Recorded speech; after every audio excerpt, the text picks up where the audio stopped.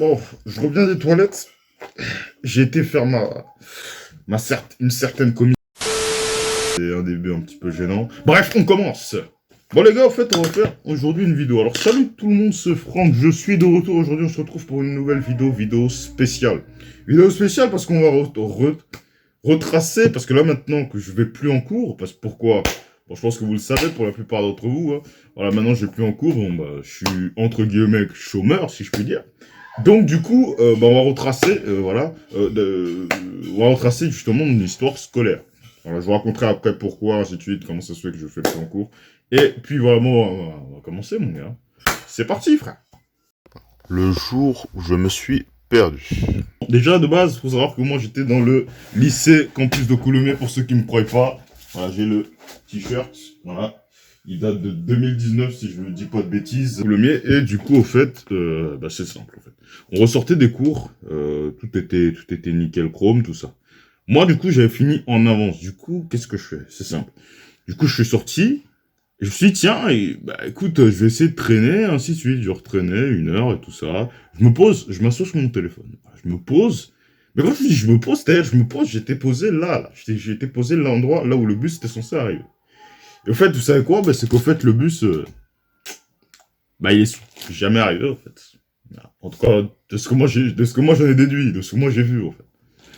Le bus n'est jamais arrivé. Donc en gros, après, j'arrive, je viens, je vois les autres bus, parce que c'est un endroit où il y a plein de bus. Les autres bus, je les vois arriver, etc. Les gens, du coup, bah, ils rentrent chez eux petit à petit. Moi, je vois le bus, il arrive pas, tout ça. Je me pose des questions, du coup, j'attends encore. Et en gros, il y a une gardienne, voilà, une sorte de gardienne. Je sais pas c'est qui, au fait. Hein. Je sais pas c'est qui, bon, j'en ai aucune idée. Et du coup, en gros, elle est venue me voir. Elle me dit, ouais, mais tu prends quel bus? Bah, moi, je dis, ouais, bah écoute, je prends 28B pour arriver à Nangy, tu vois, parce que j'habite à Nangy. Voilà. Et en gros, elle me dit, ouais, mais bah, en fait, il est passé. Il est parti, le bus. T'as fini? Ok, d'accord. Donc, en gros, je disais... Donc, la Yann, elle me dit, ouais, mais écoute, voilà, il y a plus moyen et tout ça. Du coup, là, je fais aïe. Parce qu'en fait, faut savoir qu'à cette époque-là, j'étais un nouvel élève de base. J'étais un nouveau, j'arrivais dans une ville que je connaissais pas du tout, en fait. Et du coup, elle m'a dit, voilà, va à tel endroit, va un peu derrière. Tu trouveras un minibus, un truc comme ça, tu pourras prendre le bus de Melun, et ainsi de suite, et rentrer chez toi. Du coup, j'ai été derrière et tout ça, et je voyais, il n'y avait aucun bus qui arrivait au départ. Du coup, après, j'arrivais à gambader tout ça. Je faisais des allers et retours. Parce que je savais pas. J'étais juste un petit élève timide, tout ça, qui s'en battait les steaks, tu vois. Qui était là, qui connaissait rien. Du coup, en gros, j'arrive, je me balade et tout ça. Et à un moment, je vois un minibus. J'arrive, je fais des allers-retours. Je commençais limite à planifier. Genre, ouais, qu'est-ce que je vais faire? Je vais dormir dehors, limite. C'est ça que je me disais. Bref. Ensuite, après, j'arrive, je prends le minibus. Bah, je dis à la dame, du coup, je suis pas Navigo. Et comme c'était pas celui-ci, j'avais même plus de batterie, en fait. Enfin, bref. Et du coup, cet après, elle me dit, ouais, voilà, voilà, je vais te montrer comment aller à la gare et tout ça. Du coup, je prends le minibus. Elle m'emmène.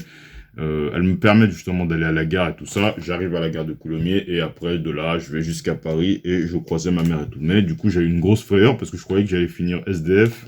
Pendant une nuit, j'allais dormir dehors, j'allais devoir me débrouiller. Enfin bref, j'ai imaginé des trucs de fou, les gars. Donc c'était ma première anecdote parce que je croyais que c'était un truc de fou. Bref, on passe à la deuxième anecdote. Mouah, les baisers. Alors, la deuxième anecdote, je l'appelais les baisers. Quand je dis les baisers, dis-nous, c'est pas je vais embrasser une fille sur la bouche. Hein. C'est pas ça en fait. Non, parce que ça, je l'ai jamais fait. En fait, c'est juste des baisers qui sont spéciaux. Alors déjà, de base, il y a combien? Il y a eu, je crois, j'ai eu 4 meufs qui m'ont fait un bisou sur la joue. Bon, pas la même journée, bien sûr, vous en doutez bien. Mais du coup, je vais vous raconter, voilà. Donc, en gros, bon, il y a des baisers qui sont classiques. Hein. Bon, il n'y a pas des trucs de fou à raconter dessus, mais il y en a un en particulier qui a captivé mon attention, donc je m'en suis remémoré et je voulais vous en faire part, en fait. Bon, dis-toi, en gros, il y avait des profs tu vois, je disais, ouais, je voulais aller dans telle filière après ce que j'avais commencé à faire. Du coup, elle disait, ouais, mais dans tous les cas, ce serait impossible et tout ça. Et puis moi, depuis, moi, j'étais là, ça me faisait rien et tout ça. Mais plus le temps passait, plus j'y pensais, plus ça m'énervait, ça me rongeait, tu vois. Ça m'énervait de me dire, ouais, elle se moque de mes projets, de ce que j'ai prévu, et ainsi de suite. Et du coup, j'étais pas un peu déçu, un peu énervé pendant tout le cours. Et ensuite, après, j'étais là, je commençais à compléter une feuille. Et là, à ce moment-là, il y a ma crush, si je puis dire, parce que ouais, je la kiffais. Et d'ailleurs, je la kiffe toujours, parce que je ressens quelque chose. Ouais, bah oui, ouais. Et du coup, en gros, elle est arrivée, elle m'a fait un bisou sur la joue surprise. Tu vois. Un bisou sur la joue surprise. Et là, je vous avoue, les gars, à ce moment-là, j'étais là, je complétais ma feuille. Et j'ai même pas osé la regarder, tu vois. Parce que j'avais même pas le courage de base de lui parler, tellement tu vois, je tremblais, tu vois. Et du coup, elle m'a fait un bisou comme ça, je continue à compléter ma feuille, j'étais très content, tu vois. Ça a refait ma journée. C'est-à-dire que rien qu'avec ça, les gars, je vous garantis que je suis rentré chez moi avec le sourire. Alors, D'ailleurs, c'est pour ça que je la kiffais, parce qu'à chaque fois, elle me rassurait quand j'étais énervé ou triste. il y avait un de mes potes, il est arrivé, il m'a regardé, il a dit ouais, elle te kiffe. Bon, je vous avoue, pour cette partie-là, je vous ai un peu menti. En gros, au fait, le pote, il m'a dit, ouais, elle veut ta bite.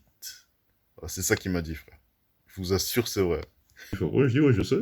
Je sais, mais bon, de base, je pouvais pas me mettre avec elle, parce que dans tous les cas, voilà, c'est une meuf qui était plutôt tout ce qui est drogue, alcool et tout, donc c'est assez compliqué, moi, les meufs comme ça, moi, je peux pas, parce que voilà, moi, c'est pas ce que j'aime, moi, je suis un mec, voilà, plutôt sportif et tout ça, la meuf, c'est plus une meuf alcool et tout, donc je préfère éviter.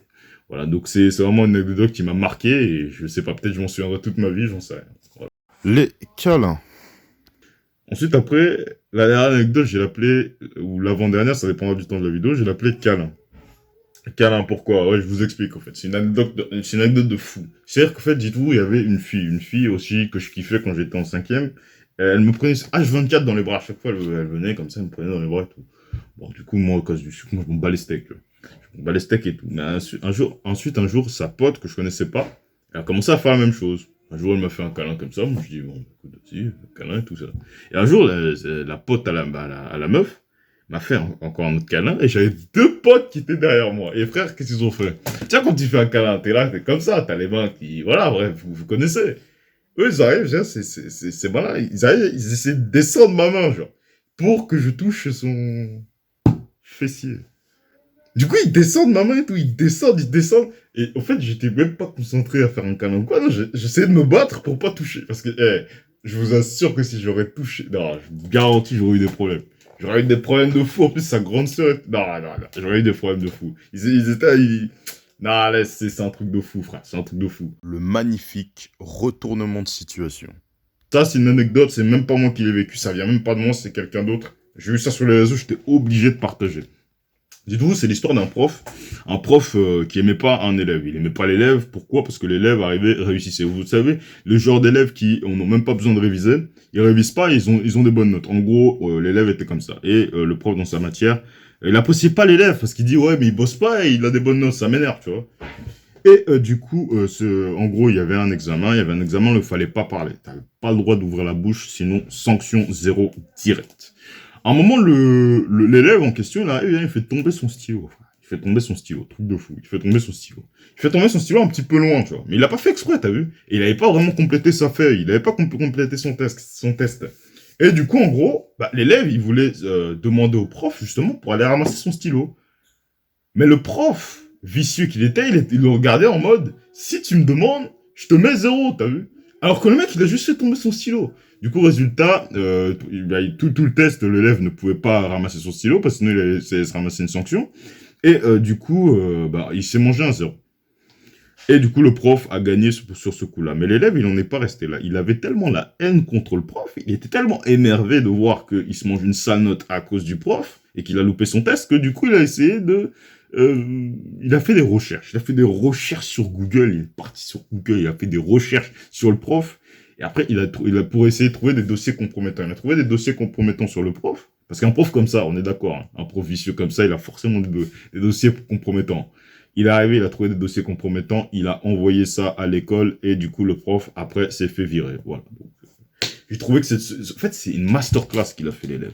Une masterclass. Donc, j'étais obligé de vous la partager cette anecdote-là, voilà. Les conséquences de...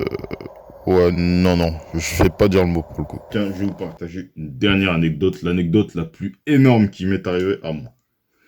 Vous savez, je vous ai parlé tout à l'heure, il faut savoir que à l'époque, voilà, j'allais sur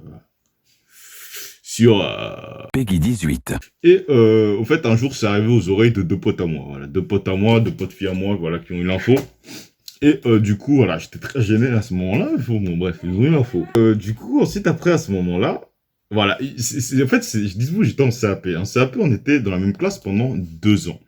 Et du coup, ensuite, après, l'an d'après, l'info, elle a circulé dans ma classe, tu vois. Et du coup, ensuite, après, la meuf, justement, que je kiffais, la meuf dont je vous ai parlé, là, qui m'a fait un bisou et tout ça sur le joue, cette même meuf, elle est arrivée, donc après, on était dans un cours, c'était un cours de cuisine. Elle est arrivée, elle m'a dit, ouais, est-ce que tu veux voir mes...